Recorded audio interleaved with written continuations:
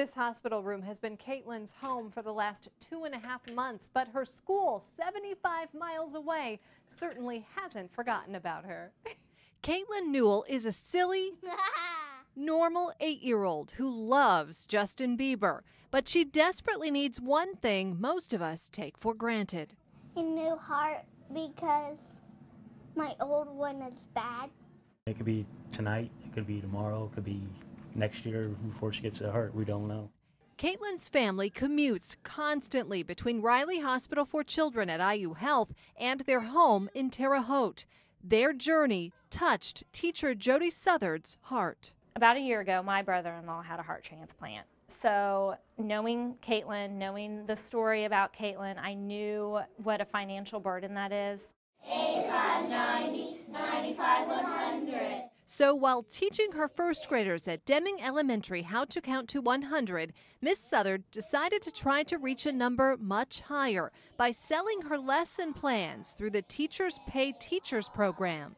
She expected to raise about $500. Instead, I received over $10,000 in a week, and there were people that donated $25 all the way up to $100. None of them knew Caitlin. None of them were from Terre Haute. There were ones coming in from all over the country, just wanting to help her. I just did not realize it was going to bring that much in. I really didn't. I was shocked. I cried when she gave me the total. I was like, wow. Support from everybody, from out of Indiana. It's amazing. I had so much going wrong in the world today, and all these people pulling together. It's really amazing. Caitlin Skypes with her school every Thursday. And even though she's not even in Miss Southard's class, she gives her younger brother's teacher an A+. She did a real good job. Caitlin hopes to get out of the hospital in time to go to a Justin Bieber concert this summer. Reporting at Riley, Tanya Spencer, RTV6. My father served in the Navy. He was a JAG officer. I was a cavalry trooper. My grandfather served in the Army Air Corps during World War II. Noblesville attorney Alex Nickloy has a long family history of service to our nation. His oldest daughters were just 6 months old when he deployed to Afghanistan for Operation Enduring Freedom. They were almost 2 when he returned. This infantry soldier knows firsthand the stresses of combat and has seen his friends have trouble readjusting. In my experience, it's uncommon for anybody to go overseas and serve for any length of time and not bring home some baggage. The sheer need for a hypervigilance and a sense of hypersensitivity to everyday minute details, you can't just put down when you come home. In 2008, Indiana led the nation in the largest number of troops deployed to Iraq and Afghanistan.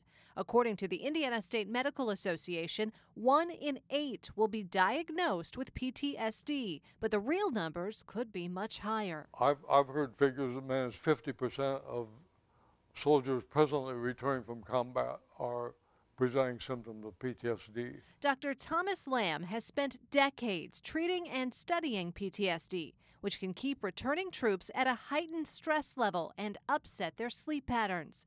He's developed a relaxation CD designed to lower heart rate and blood pressure. I have an opinion that if every veteran were given an effective relaxation training device, an effective training device that would help them break through that stress, the suicide rates would be cut in half. Dr. Thomas says the key is to recognize symptoms, seek help somewhere, and not keep it bottled up inside. Moodiness, irritability, outbursts of anger, depression, anxiety. I mean, it leaks out. Tanya Spencer, RTV6. I just love it because you have all kinds of activities. It's a beautiful spot in the woods where kids do all the things you'd expect at summer camp. All right, let's go. Run. From being launched on a giant swing. Yeah! I love this! No-hander! No-hander! It's weightless and just really happy. It's great. To playing games, making friends, and cooling off in the lake. That thing is awesome. I like the water activities. My favorite one was probably tubing, because at the same time I've never heard of tubing, but I've never been on a boat before. But at this camp, kids also learn lessons that could save their lives. They learn how to test their sugars by themselves. They learn how to change their sight from their pump. They learn a lot of independence and self-management. All of the kids at Camp John Warvel are diabetic. For many, it's their first time injecting themselves and the first time seeing other kids do it. It kind of helped me because I know I'm not the only one out there in the world. I didn't really know anybody else who was diabetic till I came here. It helps me a lot because they understand me, what I'm going through better than my mom or anybody does. You feel like you can be yourself here and not have to worry about like if you're low or anything. Like people don't understand what you're talking about like anywhere else but here. I think not being different is tremendous for these children. These campers, as young as 7, have 24-hour-a-day medical supervision. The camp is not cheap, about $1,000 per child for the week. Without the support from people like Channel 6 and other sponsors, there are a lot of kids who couldn't come to camp. Living with diabetes is very expensive, and for children who are living with diabetes to have the opportunity to come to a summer camp that is also very expensive, sometimes it doesn't fit in the budget. This week, these kids are just kids. Basically, you just be yourself and don't let diabetes rule you.